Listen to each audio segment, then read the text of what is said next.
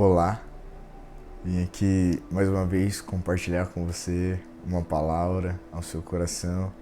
E no nosso último encontro a gente havia falado a respeito da paz sobrenatural que Jesus nos dá, essa paz surpreendente que a gente recebe ao ter um contato com a presença dele. E só nele a gente encontra essa segurança, essa paz sobrenatural. As Escrituras dizem que nesse mundo a gente passaria por aflições, mas que nele a gente encontraria paz, nele a gente teria segurança, paz e segurança de fato, né? Porque a gente nesse mundo passará, né, por aflições. As Escrituras falam que esse mundo está governado, ele está debaixo de uma influência maligna, né? Ele está debaixo de uma influência maligna. É uma influência que a gente não consegue ver, pois ela é espiritual, ela opera na realidade espiritual, e por meio da realidade espiritual, essa influência maligna controla a maneira com que as pessoas pensam e com que as pessoas vivem, né? São seres espirituais da maldade, seres malignos, né, que intentam as pessoas, né, que influenciam a maneira de pensar, a maneira de viver, e muitas vezes as pessoas não sabem, né, não percebem isso. A Bíblia diz em João que nós, né, nós que temos a Cristo, estamos cientes, temos a certeza, temos a clareza que somos de Deus. A gente está em Deus por causa de Cristo, mas que o mundo jaz no maligno, né? Que o mundo está debaixo do governo, do poder, do domínio do maligno, né? Por ser um ser espiritual, por ser seres espirituais, eles governam de maneira, eles atuam, né, melhor dizendo, de maneira invisível, de maneira com que as pessoas não percebem, né? Mas quando a gente tem a palavra de Cristo, quando a gente conhece a Cristo, a Bíblia fala: conhecereis a verdade vos libertará. Cristo traz a luz, né, que liberta a gente desse poder maligno, dessa influência, né, maligna. Em 1 João capítulo 5, verso 19, fala onde está esse versículo diz que nós somos de Deus e o mundo jaz no maligno, o mundo já debaixo do governo do maligno.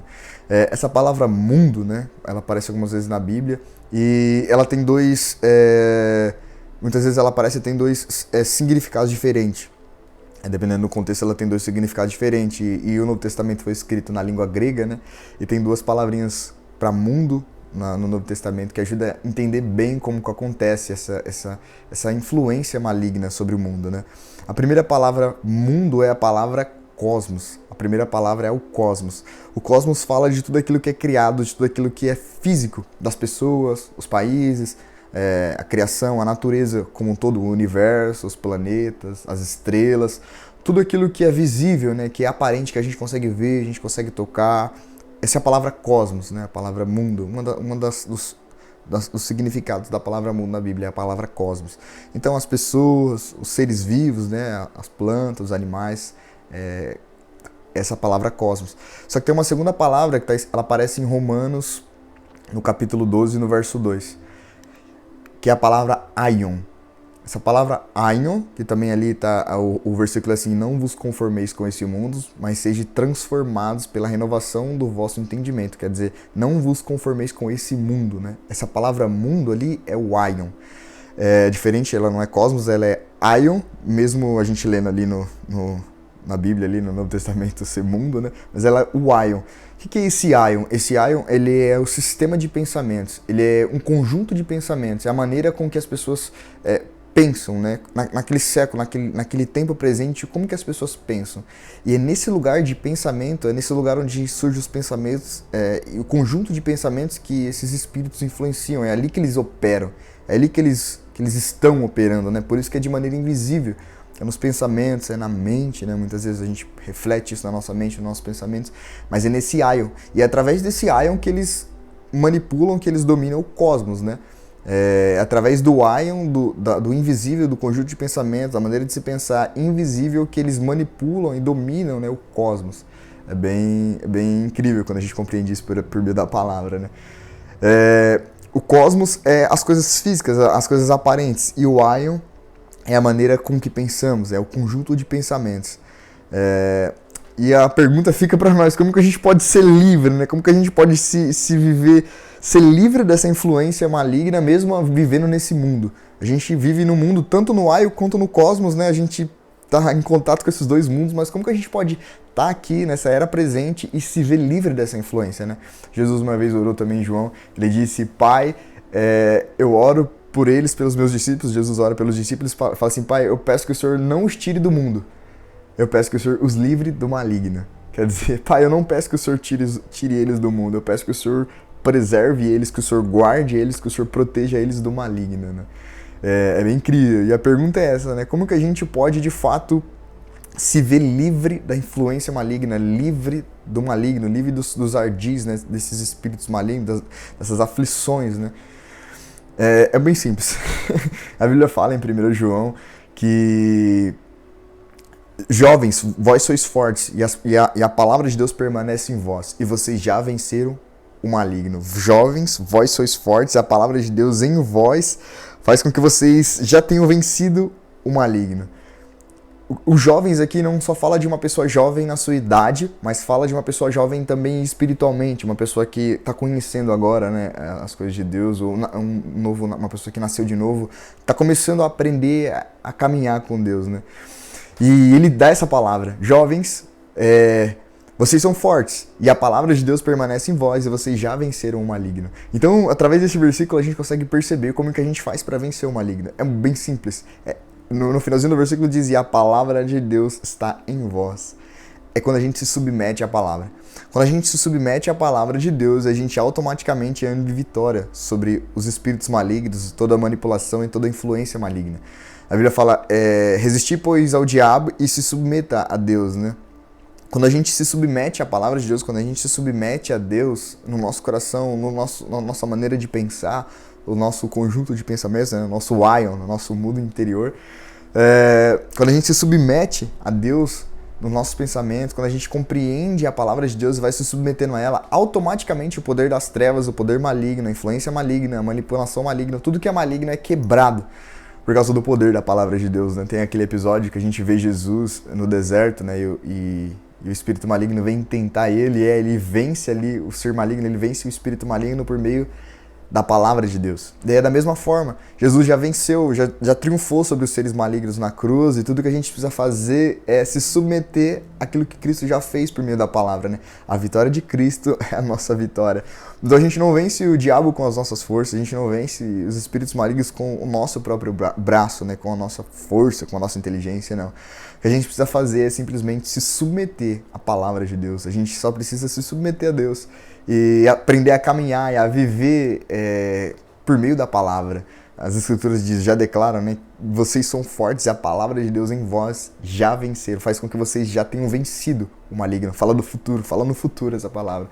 Porque é de fato o que aconteceu. Cristo, depois que morre na cruz, depois que Jesus derrama o seu sangue na cruz, o pecado agora é perdoado, né? Agora todo homem que se achega a Deus pode receber o perdão dos seus pecados, e o demônio, os espíritos malignos agora já não tem mais poder sobre a vida dele. Agora Cristo é o Senhor, né? A gente é retirado do reino das trevas e teletransportado, levado para o reino de amor, para o reino de paz, para o reino de Deus.